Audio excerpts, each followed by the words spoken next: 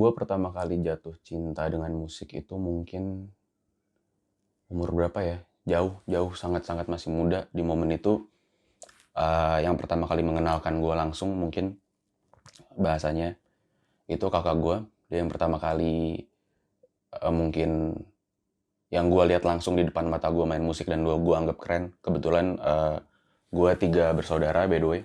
Kakak gue yang gue maksud ini, anak tengah, gue anak bungsu. Beliau bernama Adrian. Dia dari umur SD, kurang lebih dari SD.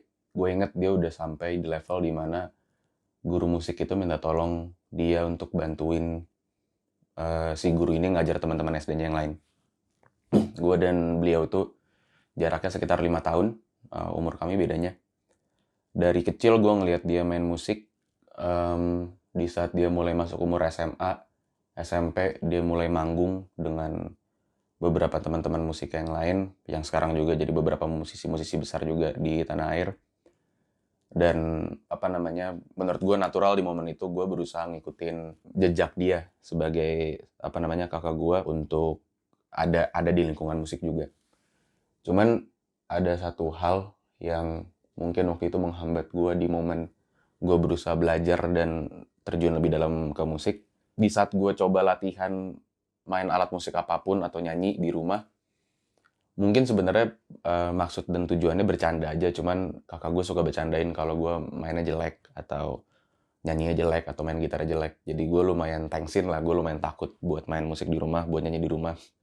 Karena males dibecandain gitu. Dan kesempatan untuk main musik di luar rumah nggak sebanyak itu di momen gue masih umur SMP, SMA waktu itu. Ada band tentu, band-bandan seperti semua anak-anak pada umurnya di era tersebut, di momen tersebut. Cuman itu pun juga nggak setiap saat kami ada waktu untuk latihan ke studio atau ada kesempatan atau occasion untuk manggung segala macam. Jadi waktu yang gue punya untuk mengembangkan minat gue di musik itu sangat sedikit dan di rumah gue nggak berani. Di momen itu mungkin kesana sepele, cuman ternyata sampai gede itu lumayan ada dampaknya gitu buat diri gue. Ada selalu ketakutan untuk ngembangin apa yang gue punya sampai gue gede pada akhirnya. Terus fast forward beberapa tahun kemudian, gue masuk kuliah di Universitas Indonesia, bertemu dengan beberapa kawan-kawan, akhirnya kami membentuk sebuah band bernama Fish. Karena kebetulan di momen itu udah kuliah, udah ngampus, jadi waktunya jauh lebih banyak. Udah bisa nyawa studio buat latihan, walaupun masih kurang juga bayarnya. Ada momen dimana gue inget kami diusir di studio gara-gara kurang bayar Rp2.000 dan datangnya telat waktu itu. Cuman setelah berbagai cara dan berbagai hal yang harus kami lalui, akhirnya Fish ini lumayan lama jalannya. Dan gue bisa bilang itu band serius pertama gue. Sampai akhirnya di sekitar tahun 2015 menuju 16, itu kurang lebih 2-3 tahun setelah Fish terbentuk, karena terbentuknya itu di 2013 akhir atau 2014 awal, kami berniat untuk menciptakan album pertama waktu itu. Singkat cerita, album pertama itu gagal. Itu nggak pernah kejadian, album itu. Materi-materinya banyak yang dibuang, banyak yang dihapus. Ada momennya kami nggak pede dengan materi sendiri. Rekamannya jam 2 siang, tapi di hari itu kami masih latihan untuk rekaman materi lagunya jam 10 pagi di studio lain. Dan dimarahin juga oleh studio engineer-nya sorenya karena kelihatan belum siap segala macem. Mungkin gue udah sejauh ini sekarang perjalanan di musik. Mungkin karena ada keinginan gue pribadi yang tidak sehat untuk membuktikan bahwa gue bisa. Karena dari kecil gue terbiasa melihat respon orang lain. Momen itu dalam bentuk kakak gue, ngetawain gue kalau gue nyanyi, bercandain gue kalau gue main gitar, kalau mainnya jelek segala macem. Dan mundur sedikit beberapa momen sebelum album pertama yang gagal ini berusaha diciptakan.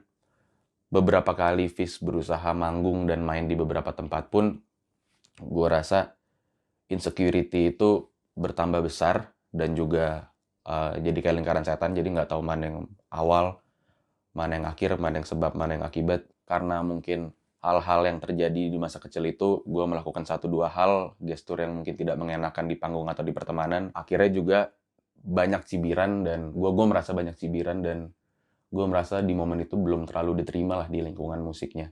Fizz di era-era dia mungkin tahun 2013, 2014. Karena ada penolakan itu, makanya di album pertama tadi gue bilang keinginan untuk membuktikan kalau gue bisa itu makin gede. Sampai akhirnya albumnya gagal, itu nggak jadi dirilis.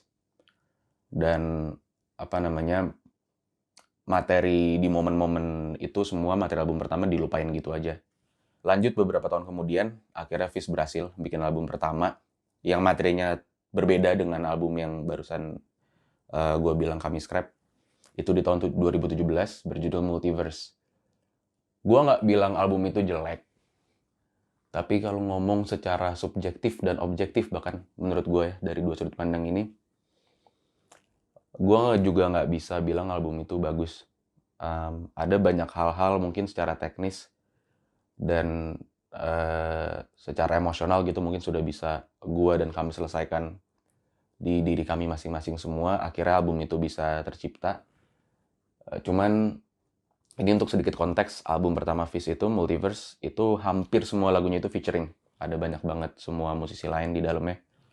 Orang-orang yang gue respect, yang gue hormatin, yang gue juga sangat suka dan gue gemari karya-karyanya. Mungkin setelah dipikir lagi, salah satu alasan kenapa featuringnya ada banyak banget di album itu juga sebenarnya untuk mengobati insecurity yang gue punya sebelumnya gitu. Kalau gue pengen bikin lagu kayak gini, cuman gue nggak bisa. Jadi gue perlu orang ini buat ada dia di situ gitu untuk ngebikin lagu A itu menjadi seperti lagu yang ada di kepala gue yang gue pikirin di momen itu. Mungkin di satu sisi perihal poin itunya nggak sepenuhnya salah juga nggak. Cuman itu buat gue menunjukkan satu masalah lain, yaitu perihal mungkin gue tidak jujur dengan apa yang bisa gue bikin ya, dengan karya apa yang bisa gue lahirkan. Dan kita akan bicara itu beberapa momen lagi abis ini. We'll get back to that later.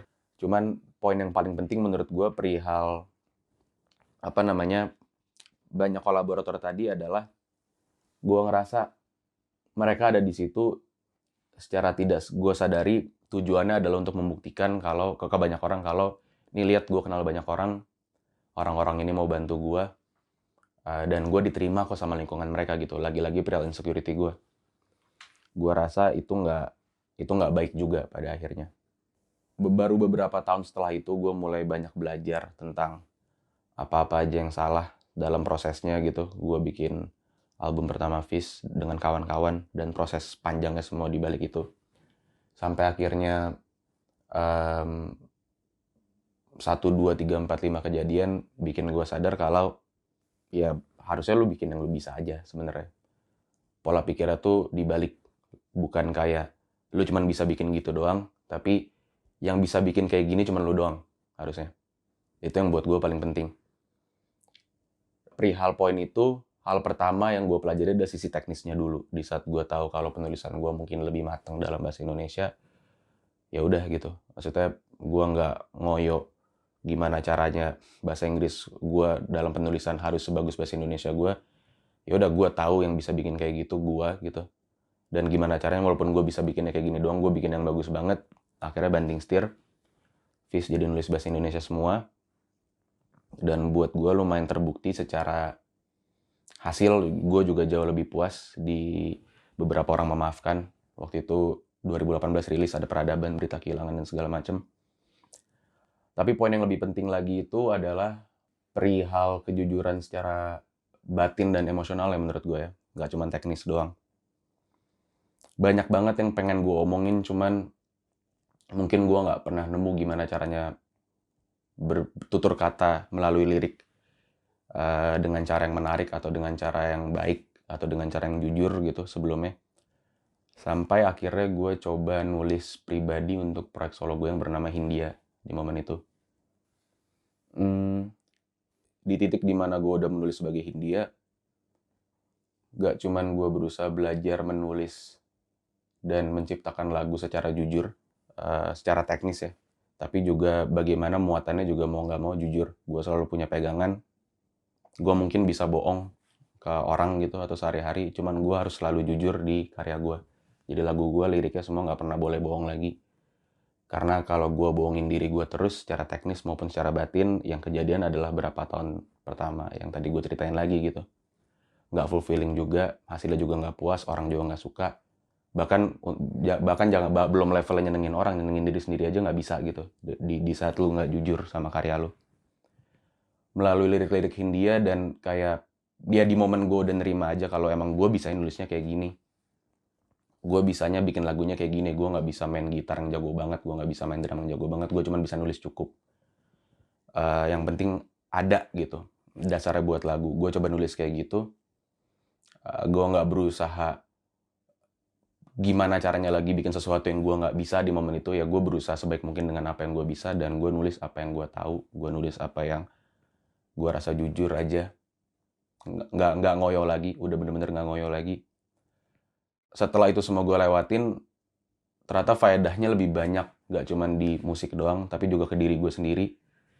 Melalui kejujuran tersebut, via karya gue jadi tahu hal apa aja yang gue gak suka tentang diri gue, hal apa aja yang gue gak suka tentang orang lain, hal apa aja yang gue suka tentang orang-orang terdekat gue.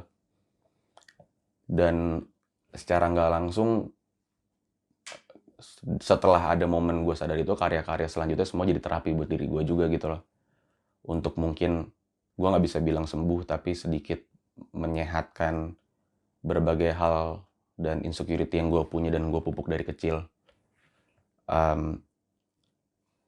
Bertahun-tahun gitu, misalnya kayak kalau misalnya gue ngomong atau nyanyi di depan publik dibilang ini suaranya nggak terlalu bagus, atau misalnya kayak gue inget lagi momen dimana kayak gue masih kecil diketawain bercanda gitu sama kakak gue. Ya di saat Hindianya udah lahir, udah terjadi, udah jadi kayak sekarang, yang gue sadari memang gue bukan penyanyi gitu, gue penulis. Jadi nggak apa-apa kalau misalnya kayak orang bilang kayak suara lu jelek, emang bukan itu yang mau gue kasih lihat. Dari awal gue emang nggak merasa gue penyanyi, dari awal gue nggak merasa gue adalah instrumentalis yang jago. Gue rasa pada akhirnya kesenian itu subjektif, jadi lu nggak bisa bilang yang ini salah, yang ini benar. Dan melalui kejujuran yang gue bilang tadi juga, baru akhirnya gue menemukan poin yang paling penting buat diri gue sendiri, kalau selama ini gue berusaha sangat-sangat bisa bikin ini, bisa bikin itu secara teknis, aransemen, vokal, apapun segala macam, ternyata itu bukan gue, ternyata gue nggak bisa kayak gitu. Gue rasa itu nggak akan bisa gue temuin kalau gue nggak pernah berusaha jujur dan kayak ya udah lakuin apa yang gue bisa aja sampai sekarang. Dan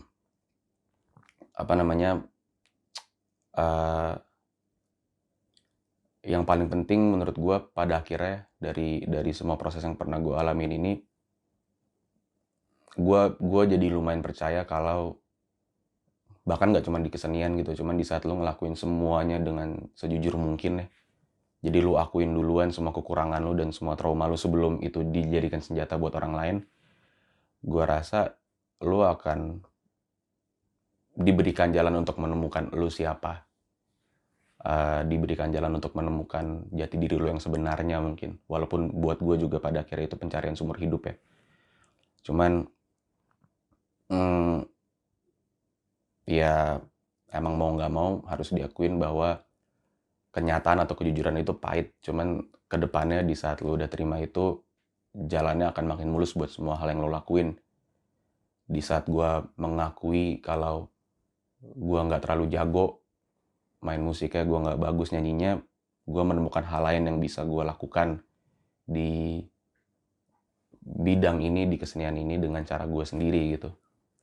Karena pada akhirnya di saat lo berlomba untuk jadi yang paling jago, jadi yang paling bagus nyanyinya, jadi yang paling jago main drum, main gitarnya, atau di semua bidang deh, jadi yang paling jago ngambil gambarnya, jadi yang paling jago ngelukisnya, jadi yang paling jago bikin deck mungkin kalau misalnya lo ada di bidang lain di luar kesenian. pada akhirnya selamanya akan ada orang yang lebih muda, lebih cantik, lebih ganteng, dan lebih jago dari lu. Jadi kalau bisa lu selalu berlomba secara teknis, nggak akan ada habisnya. Tapi yang bisa punya cerita kayak lu dan bisa jujur kayak lu itu cuma lu doang. Jadi kayak yang gue bilang tadi, pola pikirnya harusnya menurut gue, yang gue dapet ya setelah 10 tahun bermusik, bukan lu cuman bisa bikin gitu doang, tapi yang bisa bikin kayak gitu cuman lu doang gitu.